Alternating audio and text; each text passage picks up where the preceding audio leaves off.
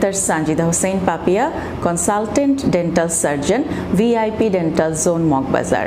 কথা বলবো আজ দাঁতের এবং মুখের যত্ন নিয়ে। নিয়মিত যত্ন নেয়ার কথা বললে একটা বিষয় সবার আগে সবাই ভাবেন যে তিনি নিয়মিত আসলে দাঁত ব্রাশ করছেন কিনা। হ্যাঁ, নিয়মিত দাঁত ব্রাশ করাটা অবশ্যই দাঁতের এবং মুখের যত্নের মধ্যে পড়ে, কিন্তু সেটি সঠিক পদ্ধতিতে সঠিক নিয়ম মেনে হচ্ছে কিনা সেটি একটা বিষয়, এবং সঠিক সময়ে হচ্ছে কিনা। অন্ততপক্ষে দুবেলা দাঁত ব্রাশ করতে হয়। এই দুইবারটা আসলে কখন?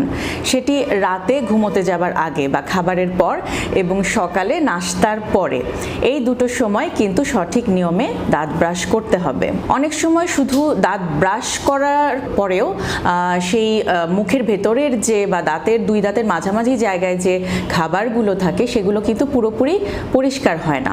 সেক্ষেত্রে করণীয় কি? সেক্ষেত্রে আমরা ইন্টারডেন্টাল ফ্লসিং